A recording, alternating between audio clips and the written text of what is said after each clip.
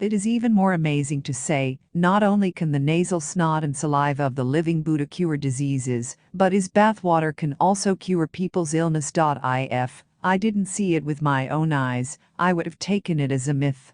When I was living with the living Buddha in Nanjing, it was a hot day, and I had to take a bath once a day. The living Buddha does not like to take a bath. It did not bother me too much actually if he just didn't bathe. Sometimes, he says something sarcastic. The stuff, even if you wash it all day long, you can't clean it, and it's still a stinky shell. It is also strange that he wears a large cotton coat on a hot day, but I do not see him sweating, nor can I sniff the smell of sweat on him. Every time people force him to bathe, he just sloppily rolls around in the water. Once, when the living Buddha finished his bath, the maid went into the room to pour the bathwater. Suddenly, she smelled a strong smell of sandalwood. It seemed there was no sandalwood incense burning in the room, and when she poured the water, the aroma was even stronger. By the way, she lowered down and sniffed the water, and realized that the fragrance was coming from the water, so she shrieked.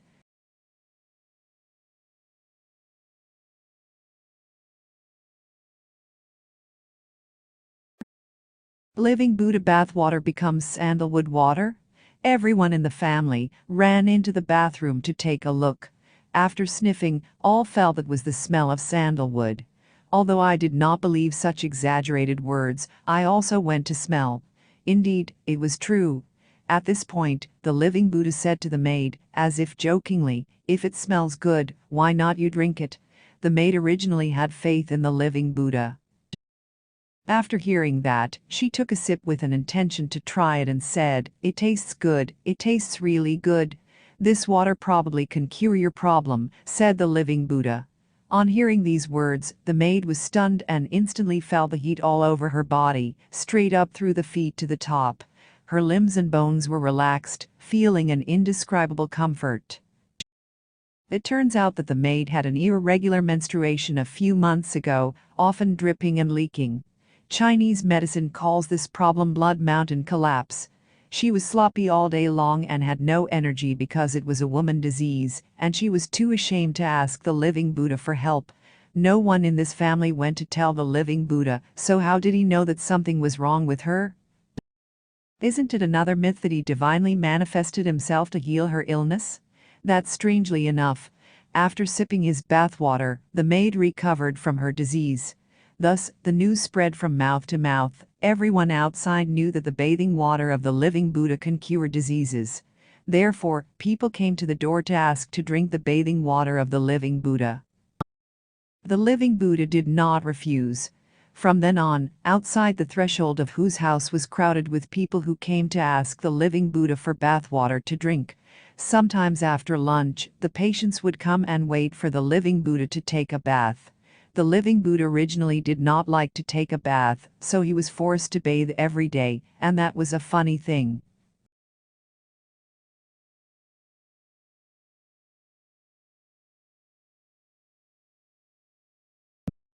When treating people, the living Buddha never accepted money offered by people, so to speak, he didn't take a penny.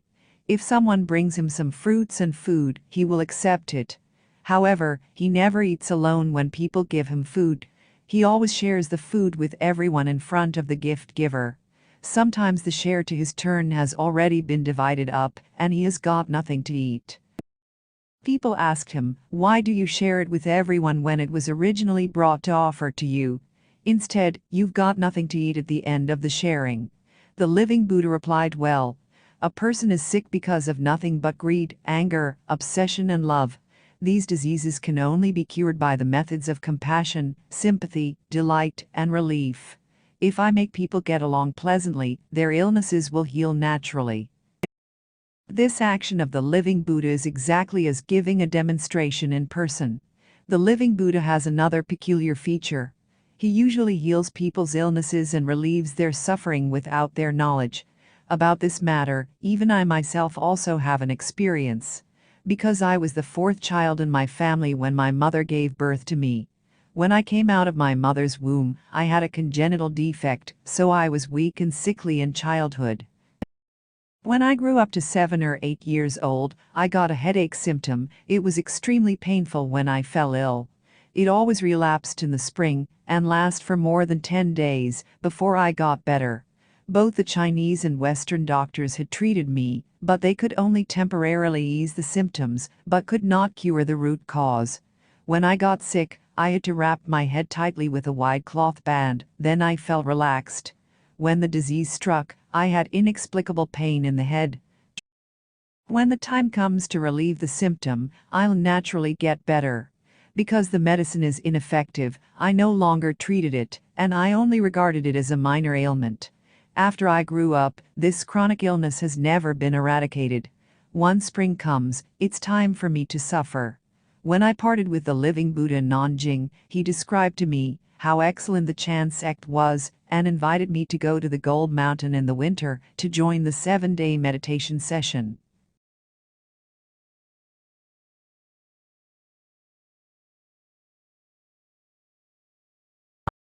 I had admired the name of the Gold Mountain for a long time and desired to visit and observe it.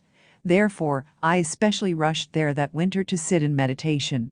At the end of the Chan 7 period, I said farewell to the living Buddha, and he saw me off out of the mountain gate. I had already walked an arrow's shot away when he suddenly called out behind me, "Come back, come back." I thought he had something to say, and when I approached him, he smiled at me without a word. Suddenly, he tightly held my head with both hands and violently bumped his head against my head several times in a row. It was so harsh that my eyes were glistening with stars and my vexation was burning in anger. I was so annoyed that I hoped to punch him and scold him as much as I could. After he bumped my head, he said with laughter, all right, you can go now." Then he ran and the mountain gate right away. At that time, I saw that kind of crazy look of him, and I did not know whether to cry or to laugh. I had no idea what kind of tricks he was playing with that strange action. My headache problem, as usual, would relapse in the spring. Sometimes once or twice, sometimes 3 times to 5 times. What a coincidence! By the next spring, my headache had gone, and after one spring, there was not a single attack. By the 3rd year, the headache was still not attacking. It was only then that I remembered that the living Buddha had bumped his head against mine to cure my headache. He is a truthfully kind-hearted person. Since then till now, I never had a headache relapse in over 30 years. I will never forget the invisible kindness that he gave me. Over the years, I have met many of the living Buddha's lay disciples in my walking life. When we chatted, I knew that most of them were cured of their diseases by the living Buddha. Then they brought forth the devotion to practice, eat vegetarian food, and chant the Buddha. It seems the living Buddha healing and saving people is completely expedient to fairy people.